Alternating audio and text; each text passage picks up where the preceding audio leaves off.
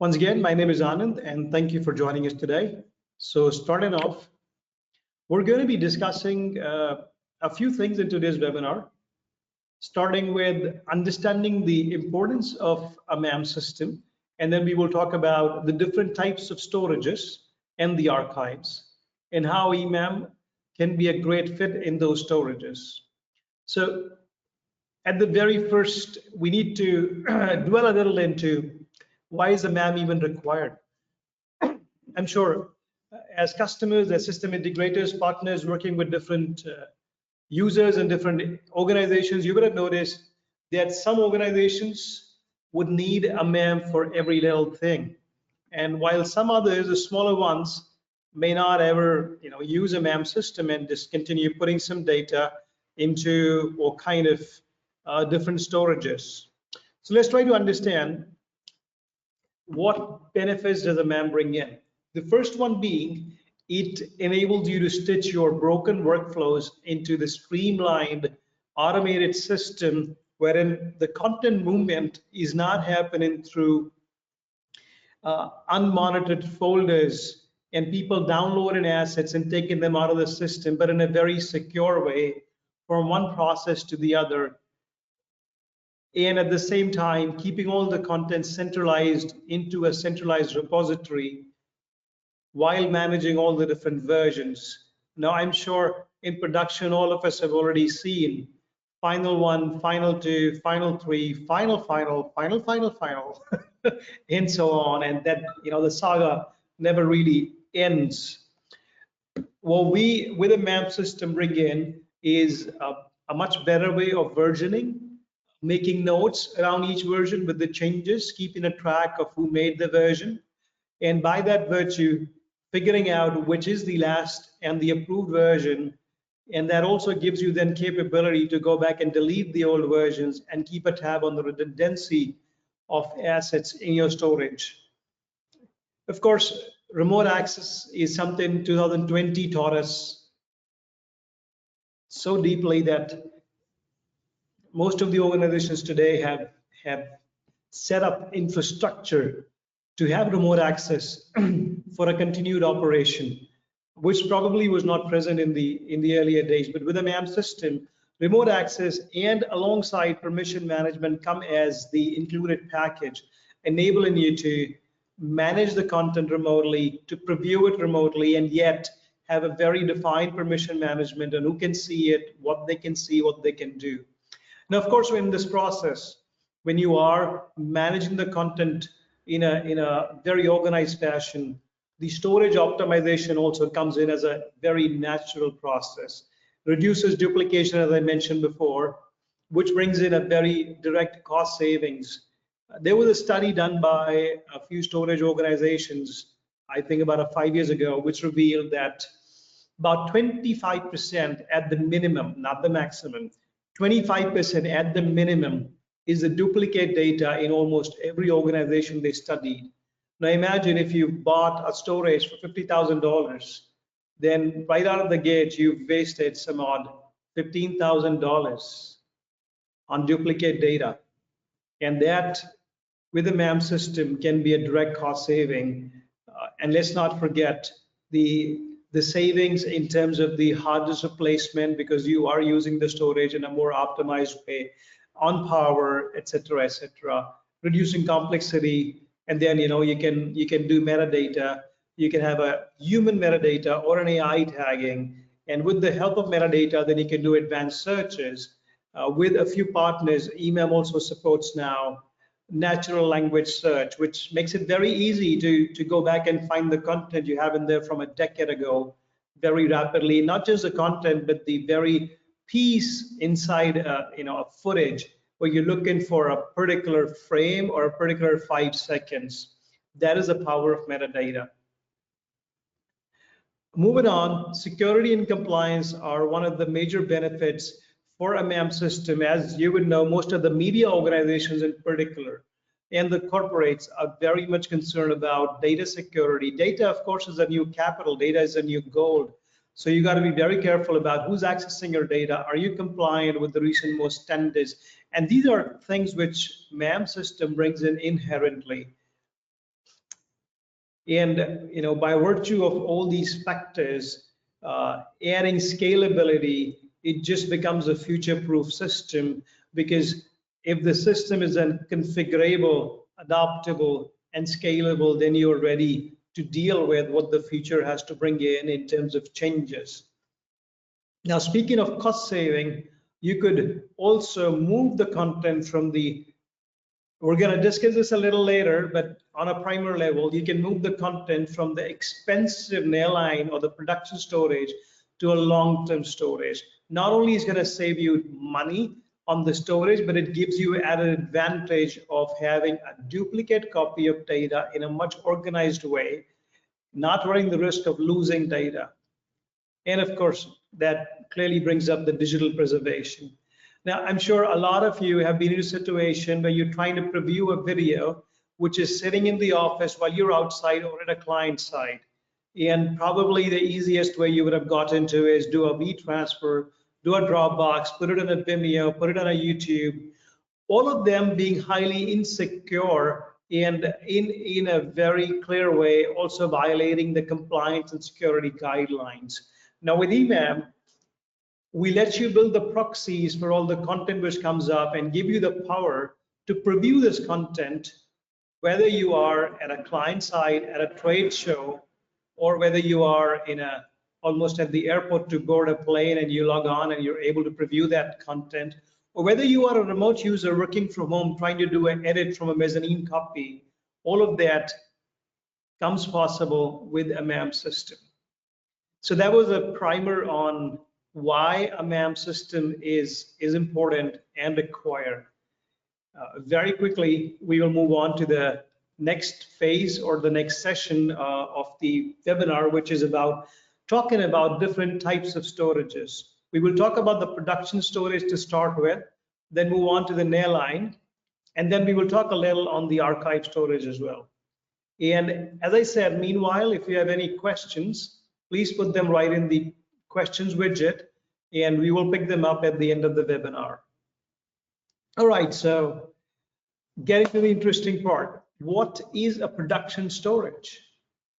Production storage essentially is a high-speed primary storage infrastructure that is used while you're producing the media, and which is why the name production storage.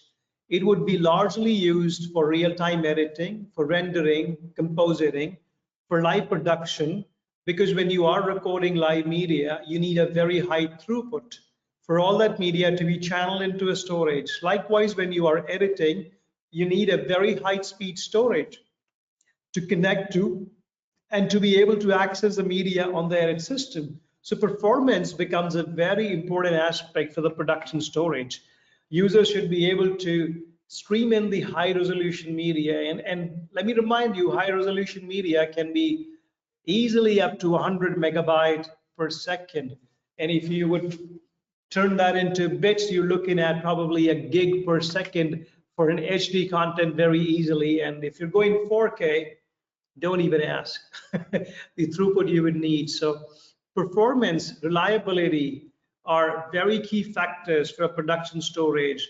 And additionally, I haven't seen a media organization ever reducing the production requirement. It will only go on increasing. So capacity and scalability become very important. The files which we used to edit on about say 4 years ago, and compare them to the one you would edit on today, the size increases almost twofold, so that even the size per file is growing up almost every second day with the new formats coming in. So with the production storage, all these become very important, and not forgetting that production storage is not accessed by just one editor, but by multiple editors. So which means a lot of different editors and people are going to be using the same storage, maybe the same assets, and working together on a shared project with the live feeds coming in. And that brings you to integration, where you would need the same storage and the file system to be able to work with different tools and softwares. And all of this mayhem has to be controlled by a very robust layer of security, because the media organizations are still at a big risk to piracy and content leak. So security remains to be and will continue to be a very important factor on these storages. Now, how does eMAM really help? How does eMAM manage the storages and the production storage? When you're ingesting or importing the content, eMAM will bring in the content directly into the production storage, talk into the file system, ensuring that all the assets are centralized. You don't have to worry about which folder did I put the content in, or which production storage was it, or what was the IP address, or did I unmap the storage? So all of those things are sort of abstracted. And then the metadata can be automatically generated. The technical one is extracted by eMAM directly, and the creative metadata is brought upon by sending the video to different AI platforms with the integration and bringing you a much wider information about the video, about different brand names, different people, different objects, etc. And further as we move, cataloging and indexing become very important aspect, because with cataloging, you're able to go and search for that video, especially when you are dealing with live production in a bigger environment. The number of files which come in every day are blinding, and the number of people working on it, they have to sort through different files, get to those folders. Now, this is where a eMAM brings in workflows to automatically tag the content from a particular source to a particular user. So when you log in and you're looking for your content, you're not wasting time going through different folder structures, but you can directly, using a search filter, get to the content you need, using the indexing search for the one that you're looking for, maybe from 10 years ago, pick it up and straight away take it to your edit. So real-time access to all this content, the growing files, the live ingest, the decade ago files, the files which were ingested like 2 days ago, bring them to your timeline using eMAM, edit directly using the high speed or the high resolution file, or edit using a proxy file, depending how you are connected to the system. As I mentioned, version control, a very important aspect. So as you go through editing, as you send files for approval, you come back for changes, you make another version, and probably a month later, you have like 20 times the duplicate content in terms of versions sitting there. With eMAM, you can very easily know which is my live version and get rid of the older versions and be done. And then, of course, with multiple people working, all the projects can be checked back directly into eMAM. So eMAM offers extension panels and plugins which work inside Adobe Premiere, Photoshop, Illustrator, InDesign, After Effects, Final Cut Pro, DaVinci Resolve, and very soon we will have one for Avid Media Composer as well. Now, what does this help with? It brings the entire content library right into the edit system using a eMAM system, letting you search through the metadata, link with a proxy file, order original, and all of that combined with the power of permissions and security. So you still only get to see what you're permitted. That is all. And that effectively will automate your workflows to an extent where the transcoding, quality check, the metadata tagging are all very streamlined.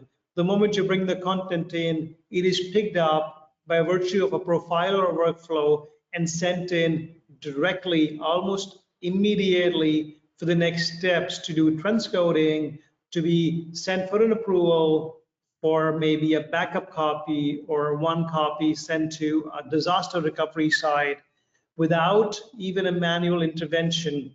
You can save so much time, and efficiency can be increased to a great extent by these processes. Some of the workflow examples while using eMAM with production storage are ingesting, cataloging, editing, as we spoke about, version control being one of the very important aspects, collaboration to make sure multiple editors, local or remote, can seamlessly access the system. So you could have your colleagues sitting in a different country, in a different time zone, and yet accessing the same library, with the final output going back into eMAM, then being again available for a preview and for an approval to a person who's traveling, to a person who is in a different office, or maybe on leave and still can preview the content and mark comments and approve. So we bring in the best practices to manage the production storage, and the benefits are very, very clear and evident. You get to have a very increased efficiency, a very, very seamless collaboration.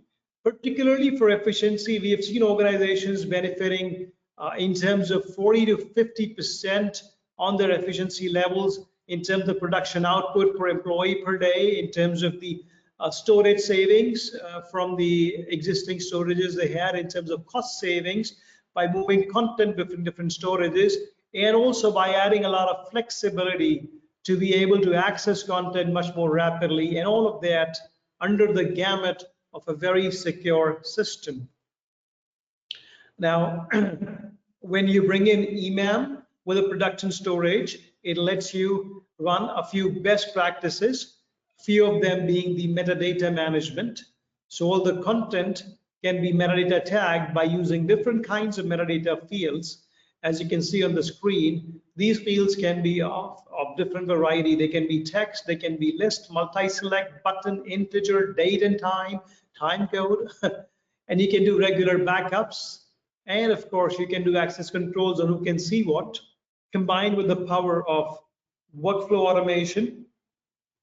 And once you are accessing the system with eMAM, all your content is prepared for scalability.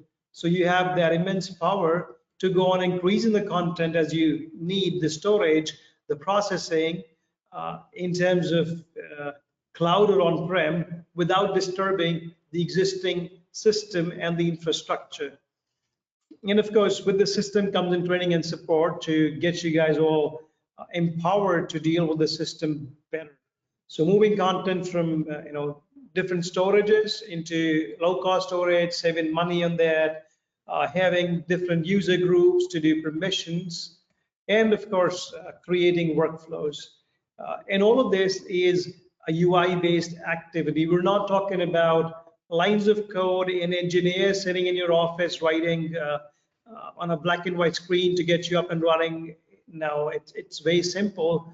As an admin user, you have more power to go in and create these workflows to say where you want to archive your content, and with a very, very immediate inactive screening and support from the eMAM team.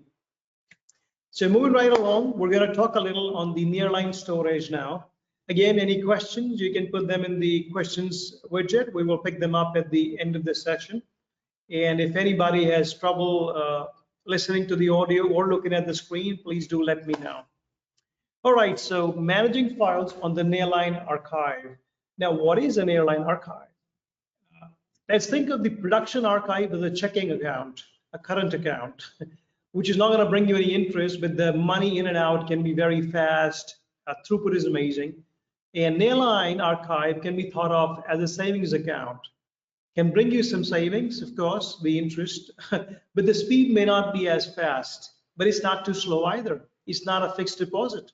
You want your money, you can take it out, almost immediate, not immediate, but almost. There may be a certain limit where a lot of people use, but then you still get to your content very quickly. So nearline archive is a middle ground between the high-speed production and the low-speed long-term archive storage. What are the use cases? It is largely used for storing media assets which are frequently used, not every day, but frequently. It's used to save the ongoing projects from the local disk to the nearline archive for redundancy, for later access. So it becomes a backup for the production storage as well. And then it's also suitable for storing archive projects which are completed but not actively used. They are a reference for future before you put them into a deep archive. It will always act as a shared resource library where the content can be, the frequently used media can be kept in there, which maybe is picked up like once a month or once every 2 months. You don't want to move that to a low-cost storage because it's being seamlessly or regularly, frequently used, so it will be kept in an nearline storage. On a cost front, nearline storage is much more cost-effective compared to production storage, largely because there is not enough demand for a high throughput. So the disks you're using can be slightly low speed. You don't have to do RAID 0. You could be still doing a RAID 5 and saving, on the storage as well. You don't have to use SSDs, etc. So very high level differences are between the nearline production are on the performance. Production will give you a very low latency, a very high speed, which is good for real-time editing. Nearline is a moderate speed, not recommended for nearline, real-time edit, but recommended for frequent access of the assets. In terms of use cases, production storage, as I said, is used for real-time editing, rendering, live. Nearline is more like a periodic or a frequent access, but not active production workflows. In terms of cost, production storage is definitely more expensive, Nearline being more cost effective. For accessibility, production gives you immediate access. You're able to take that file straight to your edit. You're able to take that file straight to your stream in with minimal delay because the throughput is very good. For Nearline, of course, there's going to be a slight delay, a bit of a latency, but it's still fast enough. For scalability, this is an important aspect. Production storages are generally not scalable because the way they're designed is to give throughput. And if you want to scale up the production storage, you have to go on adding more units, which makes them, different units working together. Nearline, on the other hand, can be scaled to larger volumes. So for a user, it still seems to be a single volume without any change in the call letter or in the access feature, etc. But with a eMAM system, even these limitations go away, and we will talk about it very quickly. So the examples, production storage are high-speed RAID arrays, SSD-based system. The nearlines are the mid-range NAS systems. They're also the desktop NASs, the hybrid storages, which give you kind of best of both the worlds. Now, how does eMAM manage files in the nearline archive?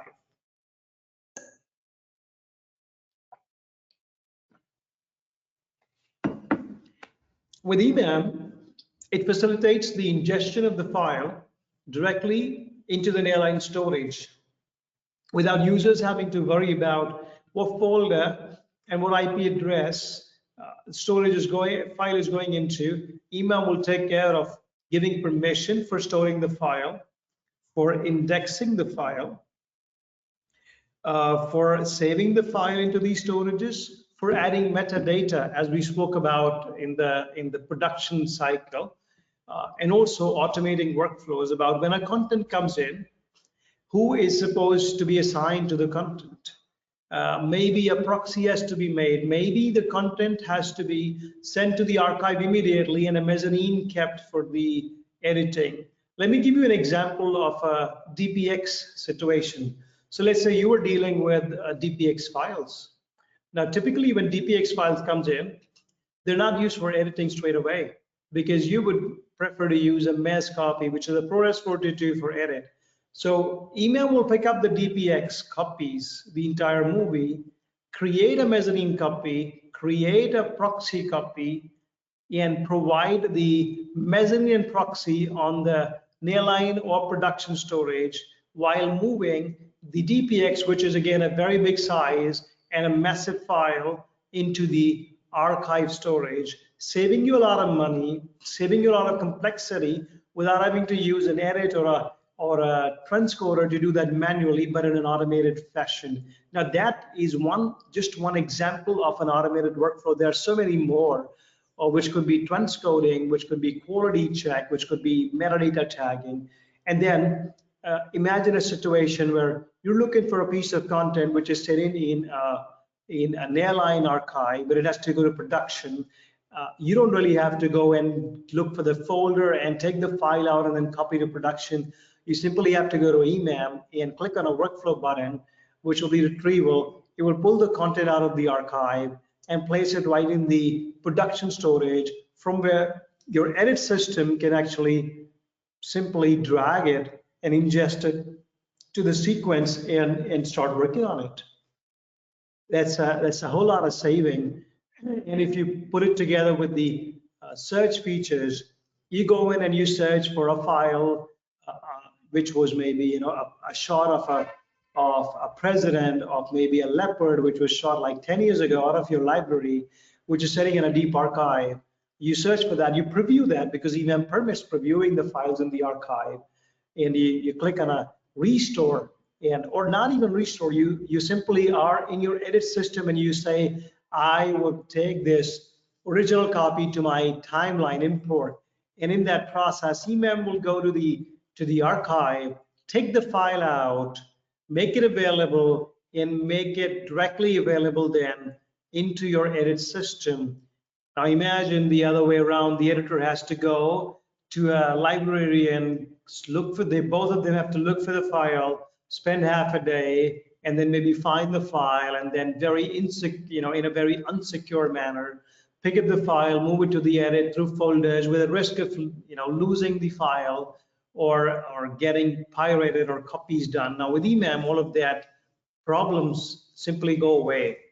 Your security is never compromised, your access control is taken care of, you only get to see what you're permitted to. And once you go to the file version widget, you can go and see that the file is sitting in a particular storage, and what is the file name, what is the version. If it exists in more than one storage, you can see it right there. So backup redundancy sits right in there. The different workflows again are very similar, but to production, but with the option of archiving, retrieval, and restoration, not only for the assets but also for the project files. Now project files are small in size but very important, and if they are archived using eMAM, then you don't have to come back and link the assets again. They continue to be linked because eMAM is doing the project management for you. So you get a very cost-effective storage with a combination of nearline and production. You have a very improved content organization by using metadata and cataloging capabilities. And of course, the security aspect being the paramount, it saves your content from unauthorized access or unsecure movement. The workflows again are very efficient. You can define when you want the content to be automatically archived, 90 days, 10 days, 20 days, or immediate. As soon as it comes in, take it to archive because we're migrating. Or you're talking about scalability, so you can go on adding as many LTOs or as many nearline storages as you would want to make the content available. The best practices, as we spoke about earlier with production, you get to do very accurate metadata tagging, not only on the asset level, but on the frame level, on the marker level, on the subclip level, on a project level, and on a folder level. You get to do very regular backups, which are automated. The access control is very, very granular, not only about who can see the content, but about what can he do with the content is also set up, excuse me. The workflow, as we mentioned, can be automated to do archiving, to do transcoding, to do asset assignment, to do deliveries, etc. So with that, we move on to almost the last section of the webinar, which is managing files in the cloud deep archive. And at the end, we can pick up the questions. I can already see a few of them have come in. All right, so what are the deep archives? I'm sure most of you have heard about the cloud deep archives, Amazon Glacier, Microsoft Blob, Wasabi, the Backblaze, the Oracle Deep Archive, etc. Now, these are storages where you put the content for a longer period of time. They are your guarantee copies. They're suitable for storing data that is not accessed frequently, but you still have to keep it there because it may be your IP, it may be the content you bought, or it may be a regulatory compliance, or it may be too close to your heart, or it may be a national heritage. In all these cases, the content is kept as a backup or a guarantee copy. Now, these storages, of course, are going to keep a lot more content than the production or the nearline archive. So they have to be very cost effective because the amount of content which sits in there is massive. As we spoke about the DPX files, Now, each DPX movie can probably be 3 to 4 terabyte, or even more, maybe 6 in some cases with the newest formats. So of course, the consumption of these storages is much higher. So which is why the cost has to be naturally lower in order for this to be efficient. So you would get lower storage costs on Glacier, on Azure Blob and Backblaze, etc. And you would also get a pay-as-you-go model, because with the cloud, you don't really have to go and buy the whole storage out. You can simply pay as you go on and using the storage. And scalability with cloud storages is almost unlimited, virtually unlimited, because the arrays are massive and they're scaled up to deal with common load, very well managed. The infrastructure management is not really needed because it's all managed by the cloud provider. One thing which is really fantastic is you get a global access to the content. You could be sitting in any continent, not Antarctica obviously, but any continent, and you could have the content being delivered to you right there from the cloud infrastructure, using different retrieval options, which again are going to cost you. The retrieval options on the cloud are not the cheapest, and this is where a lot of money is getting added to the bills when you look at your bill. But again, the durability is very high because you can have the copies in multiple different geographical locations, preventing yourself from a natural disaster as well. So disaster recovery redundancy becomes an inherent aspect, and enhanced security provided by the cloud provider itself. And then lastly, but importantly, it also brings in energy efficiency because the data centers are much more energy efficient compared to the individual setups, and thus you contribute to a lot lower carbon footprint.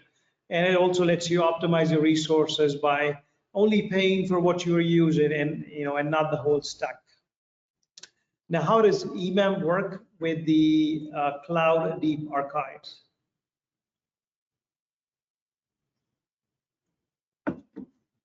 As I mentioned, when the file comes in, you could have automated profiles to move the copy into the deep archive immediately or later, manually or automated, depending on how you want to set it up. Now, typically, the concern for cloud archives has been that users are not able to put the content to them directly because of a complicated process. And if they are able to put in, the recovery is very cumbersome. And then the content setting in archive cannot be previewed. So the searches can be very painful. Now, with a eMAM system in place, all these challenges or limitations are overcome instantly, because the content is archived by eMAM, the archiving is done by eMAM, the metadata is managed by eMAM on the nearline, which means you can search for the content anytime, and you can also preview the content anytime because the proxies are managed on the nearline. And it continues to be linked. The asset on the nearline of production continues to be linked with your deep archive at all times. So you can select an asset and you can say, I want to download or restore the nearline archive, and you do not really have to go through, again, the complicated cloud infrastructure, but you can do that directly from a UI presented by eMAM to access or retrieve that content immediately. And again, with eMAM, you can set up one of the cloud locations as a DR. Not only can you put your content in the DR, but you can also have the eMAM run and copy in a DR by setting up the eMAM DR licenses to manage the DR content and to be able to use DR when needed. The best practices, as we discussed before, you can define very clear archiving policies. So you know what content is being moved to what archive. You can manage more than one archives, different types. And you can have a very accurate metadata management to say, find that piece of content where this parameter sets right. The audits and verifications that we keep a tab about the integrity of different assets. And you can do automated workflows to retrievals and archiving in an automated fashion. with very minimal errors. Not only that, you can also monitor the storage costs regularly using the eMAM dashboard.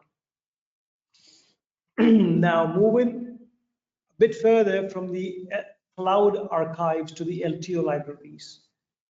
LTOs have been the standard, or say the gold standard for archiving for decades. The banking, the corporate, the medical industry, all of them go to LTO to back up the content. A lot of generations, 2, 3, 4, 5, 6. Some of them may have been skipped also. But today we're sitting on LTO 8 and 9 being prominently used. It's a very great tool for long-term data archiving. The retrieval may be slow, but then the cost is brilliant. You get to archive your content at less than, 1 rupee per gigabyte. Take that into terms of dollars, and probably 1.2 cents per gigabyte on an LTO tape. But the challenge with LTO tapes is managing the content on them. From a regulatory or a compliance model, they're great. From a capacity standpoint, they are amazing. From scalability standpoint, you can vault as many as you want. I know people who are using more than 15 petabytes on LTO tapes and not having a single problem. In terms of security, it offers encryption. In terms of energy efficiency, the moment you start taking out the content onto the vaults, it's just brilliant. So there's cost saving, there's durability, security, and efficiency. And how do we achieve all of those when we integrate eMAM with the LTO libraries? So eMAM facilitates the ingestion of content into the nearline of production and then moving it to the LTO seamlessly. So the archive content is sent to LTO basis a rule set or basis manual content movement. And similarly, all the metadata can continue to be on the nearline storage or the production storage. So when a user is searching for that footage, it will search in the database, which is on the nearline of production, and come back with the results. The results would also have the time code in most cases, and the metadata about how to search the content and automatically find it out. The access and retrieval is very seamless and faster. And security, of course, is never compromised when you're using eMAM in combination with an LTO. If you were to use LTO using LTFS directly, you cannot get the same benefits because you don't get the previews, you don't really get to touch and feel the content, etc., etc. Now, for retrieval, the workflows can be on demand. You could do search and locate, search for the asset, preview it, and locate it. You could be doing a retrieval request by eMAM, specify the number of files, and simply request for those files to be delivered to you. Tape loading is automated when you are dealing with the autoloader. The tapes which are outside can be brought back in. The file restoration, access and use, re-archiving are all some great benefits which you get while using eMAM with the with the cloud or with the LTO systems. So the benefits, it's very cost effective, as I mentioned. The data security is very enhanced, and the data management is just brilliant because all of that content is available on eMAM to search, preview, and use it. All right, so moving along, this is a cheat sheet or a summary of what we have discussed until now. While I run through this, this was the last call for questions. Any questions you want to raise, put them in here, and we'll continue answering them. So on a summary level, 3 types of storages: production, nearline, and cloud. Production is used for very high speed real-time editing, rendering, live production, etc., etc. Of course, there are best practices about metadata backups to keep yourself safe. And then comes the nearline archive, the second category of the storages. Nearline archive is quite cheaper, moderately priced for the same version, and the data is less frequently accessed. So it's in terms of storage, it's a cloud-based storage in the cloud, LTO based in the LTO. It is low cost. There's no doubt about it. And it would retain your data for a long term. There's retention policies. There are disaster recoveries, there are compliance storages to be able to get to that content and to use it and repurpose it and make sure that you're not continually paying for something you're not using. So a lot of benefits that for LTOs, again, you get data archiving, you get backup solutions, you get compliance storage and DR. So a very, very lucrative solution for those looking for an LTO. We can offer combined solutions. Please do reach out to us. And at that point of time, we're okay to open to questions.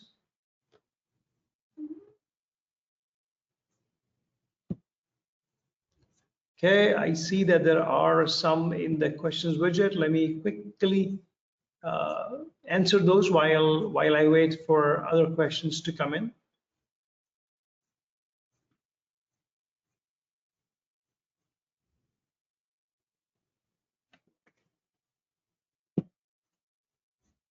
All right, first one, what is the capacity of an LTO9?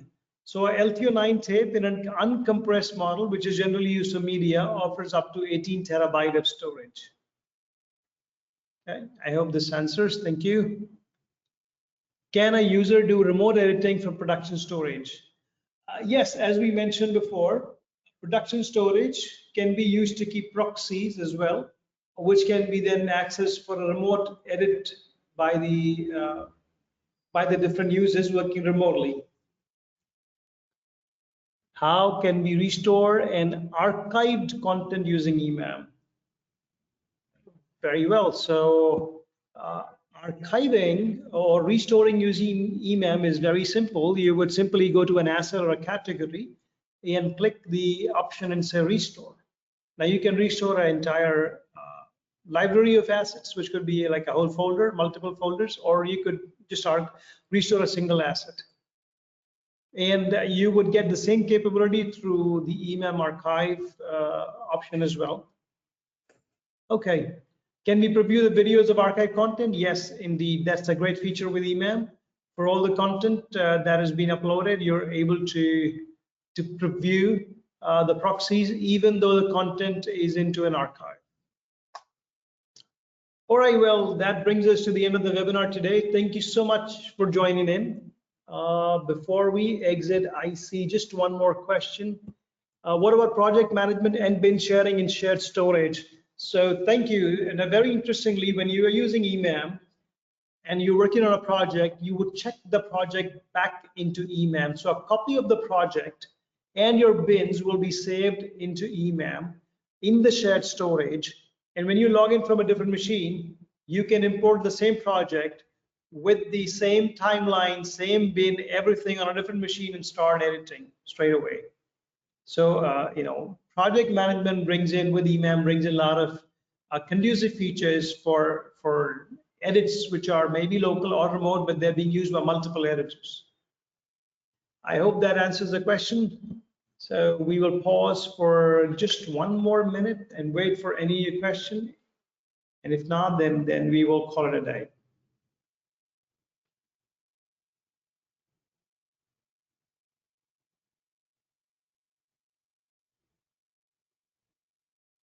All right, very well. Thank you so much for joining us today. My name is Anand Dua.